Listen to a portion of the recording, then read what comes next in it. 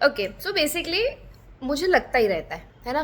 मतलब ऐसा कभी भी नहीं होगा कि एट एनी गिवन मोमेंट ऐसा नहीं होगा कि मेरी बॉडी पे कोई भी एक निशान ना हो, कोई भी एक ब्रूज ना हो। ऐसा कभी हो ही नहीं सकता। मतलब मुझे हमेशा कुछ ना कुछ लगता ही रहता है। अब मतलब अभी 4-5 दिन पहले मैं गिर गई थी तो मेरे हाथ पे चोट आ गई थी, मेरी थाइस पे इतने मुझे मार्क्स वगैरह हो रखे हैं, ठीक है। कभी शू बाइट है, कभी क्या है, कभी क्या है, मतलब मुझे कुछ ना कुछ होता ही रहता है। लास्ट मंथ मेरी जो उंगली थी वो बालकनी में आ गई थी, तो मेरा जो फिंगर है वो मतलब जो फिंगर का नेल था वो चला गया है ना। आई वॉज थिंकिंग कि मतलब मैंने अभी इन दिनों बहुत सोचा कि मुझे इतना क्यों लगता रहता है, पर मुझे ऐसा समझ में नहीं आया कि मुझे क्यों इतना लगता रहता है। अभी जस्ट क्या हुआ कि लेट मी शो यू।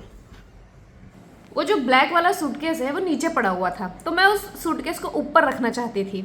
अब मुझे समझ में नहीं आया कि उसको ऊपर कैसे रखूँ, क्योंकि थोड़ी हाइट है और मेरा हाथ में दर्द कर रहा है, तो मैं नीचे रह करके नहीं रख पा रही थी।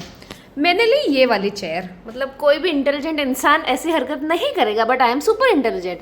मैंने ली ये व्हील्स वाली चेयर। मैं इस चेयर के ऊपर खड़ी हुई।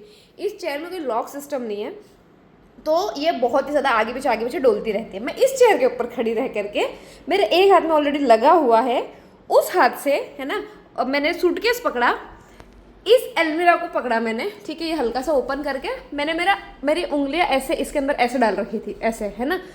मतलब एक तरफ ये बैलेंस इधर पीछे, ये चेयर पीछे जा रही है, ये एलमीरा वापस इस तरफ जा रही है, और उधर से मेरे हाथ में जो जिस हाथ में लगा हुआ है उसमें सूटकेस है। मतलब कितने कंडीशन है मेरे पास में, मतलब कितना इजीली मुझे लग सकता है ना। हो सकता था कि ये चेयर पीछे चले जाए, मैं पूरी के पूरी गिर जाऊँ। हो सकता है चेयर बहुत ज़्यादा आगे आ जाए और मेरा जो हाथ है ये वाला वो उस एलमीरा के अंदर घुस जाए। हो सकता है मुझे जिस हाथ में लगी है उस हाथ से मेरा बैलेंस ना बने, वो सूटकेस पूरा वापस मेरे ही ऊपर आ जाए और मुझे ही लग जाए। आई मीन पॉसिबिलिटीज आर बहुत सारी है ना। Possibilities are what is the word, मुझे वर्ड भी याद नहीं आ रहा है ना। मैं इतनी खुद से वो हो चुकी हूँ कि मुझे बोलने भी समझ नहीं आ रहा है कि मैं क्या बोलूँ।